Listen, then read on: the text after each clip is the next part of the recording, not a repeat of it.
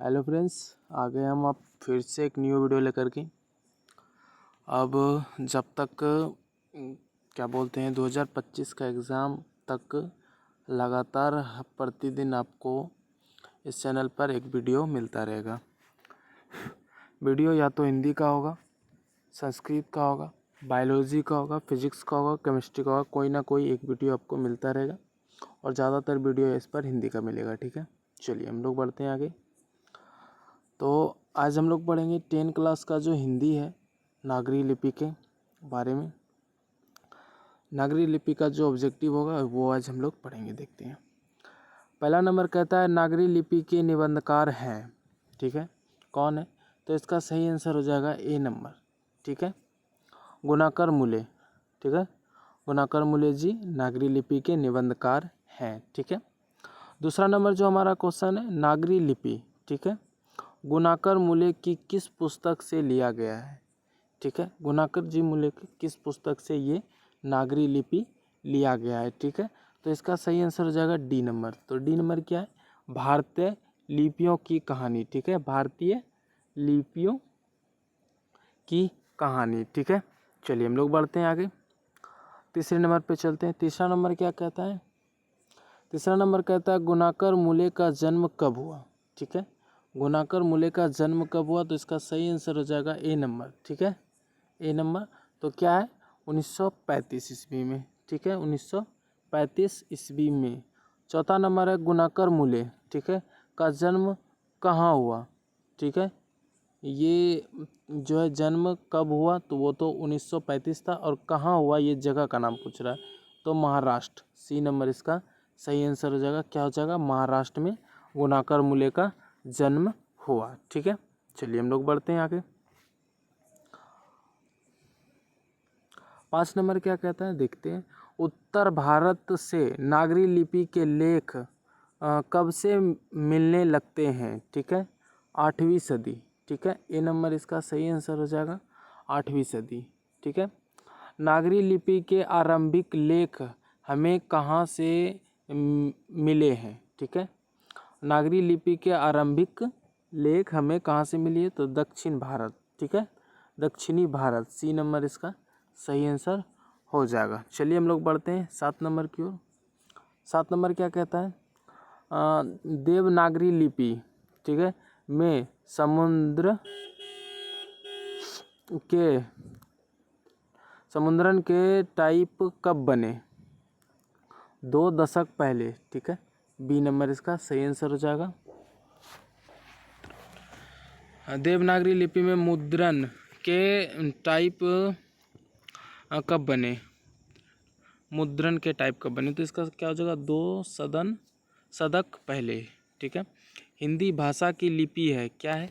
देवनागरी लिपि। सी नंबर इसका सही आंसर हो जाएगा। हिंदी भाषा की लिपि है, क्या है? तो देवनागरी लिपि है। ठीक है, सी नंबर। चलिए हम लोग चलते हैं 9 नंबर की ओर। 9 नंबर क्या कहता है? गुणाकर मूले का जन्म किस राज्य में हुआ? ठीक है, गुणाकर मूले का जन्म किस राज्य में हुआ? तो इसका सी आंसर सही आंसर हो जाएगा, महाराष्ट्र में। ठीक है, राज्य का नाम क्या है? महाराष्ट्र। ठीक है, गुणाकर मूले की प्रारंभिक शिक्षा किस परिवेश में हुआ? परिवेश में हुई थी। ठीक है, किस परिवेश में हुई थी प्रारंभिक शिक्षा? तो ग्रामीण।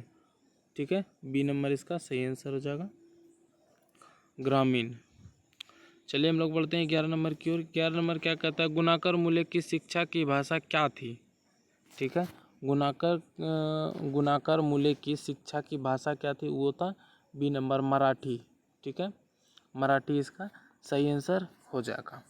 गुणाकर मूले, ठीक है, का निधन कब हुआ? ठीक है, तो इसका सही आंसर हो जाएगा ए नंबर, 2009 को। ठीक है, 2009 में इसकी मृत्यु होगी। किसका? गुणाकर मूले का निधन हो गया। ठीक है, चलिए बढ़ते हैं। 13 नंबर कहता है अक्षर कथा। ठीक है, अक्षर कथा किसके द्वारा लिखी गई पुस्तक है? तो इसका सही आंसर हो जाएगा सी नंबर, गुणाकर मूले का। ठीक है, अक्षर कथा किसके द्वारा लिखी गई है? तो इसका सही आंसर हो जाएगा गुणाकर मूले। ठीक है, सी नंबर। मूले जी ने मिडिल स्तर तक किस भाषा को पढ़ाया? ठीक है, मूले जी, गुणाकर मूले जी ने मिडिल स्तर तक किस भाषा को पढ़ाया? ठीक है, मराठी। सी नंबर इसका सही आंसर हो जाएगा। स्तर तक किस भाषा को पढ़ाया? ये है मराठी। 15 नंबर क्या कहता है?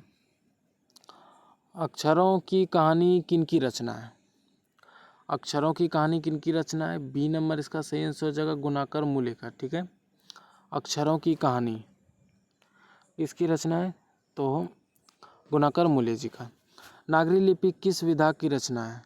ठीक है, नागरी लिपि किस विधा की रचना है? यह है निबंध।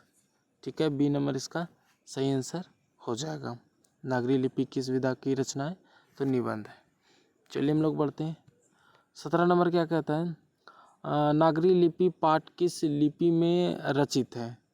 ठीक है, किस लिपि में रचित है? तो ये हो जाएगा देवनागरी। ठीक है, सी नंबर इसका सही आंसर हो जाएगा। नागरी लिपि पाठ किस लिपि में रचित है? तो इसका देवनागरी। ठीक है, देवनागरी लिपि के टाइप लगभग कितने पहले बने? 2 सदी। ठीक है, ए नंबर इसका सही आंसर हो जाएगा। देवनागरी लिपि के टाइप लगभग कितने पहले बने? 2 सदी। ठीक है, चलिए हम लोग चलते हैं। 19 नंबर क्या कहता है? नेपाली भाषा की लिपि है। ठीक है, वो भी देवनागरी है। ठीक है, देवनागरी डी नंबर। नेपाली भाषा की लिपि है देवनागरी, डी नंबर। 20 नंबर क्या कहता है? भाषा की लिपि है, सॉरी, मराठी भाषा की लिपि है, तो वो भी ए नंबर इसका सही आंसर हो जाएगा, देवनागरी। ठीक है, नेपाली भाषा की लिपि देवनागरी, मराठी भाषा की लिपि देवनागरी। ठीक है, चलिए चलते हैं आगे 21 नंबर पे।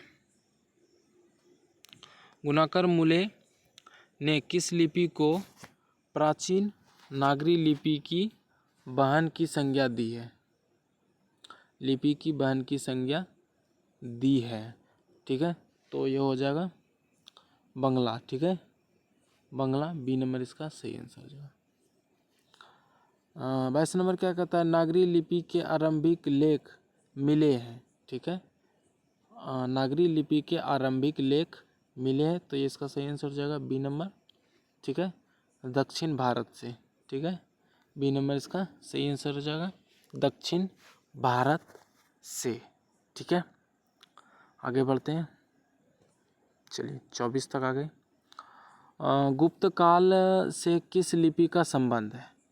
ब्राह्मी। ठीक है, बी नंबर इसका सही आंसर हो जाएगा, गुप्त काल से किस लिपि का संबंध है? नागरी नाम अस्तित्व में कब आया? अस्तित्व में कब आया? तो इसका सही आंसर हो जाएगा 1000 ईस्वी के आसपास। ठीक है, ए नंबर इसका सही आंसर हो जाएगा। ठीक है, ये था 10 क्लास का। ठीक है, नागरी लिपि क्या था? नागरी लिपि 10 क्लास का नागरी लिपि हिंदी का था। ठीक है, चलिए, और इसी तरह का वीडियो देखने के लिए हमारे चैनल को सब्सक्राइब कीजिए और हमारे साथ जुड़े रहिए। और एक इम्पॉर्टेंट बात जो हम आपको बताना देना चाहते हैं कि हर एक घंटे में यहाँ पर इस चैनल पर एक क्या बोलते हैं, क्वेश्चन पब्लिक होता है, जो आप लोग के लिए परीक्षा के लिए बहुत ज़रूरी है। ठीक है, तो हमारे चैनल के साथ जुड़िए और अच्छा लगा हो तो चैनल को सब्सक्राइब कीजिए और 2025 के लिए एग्ज़ाम के लिए आप इस पर तैयारी कर सकते हैं।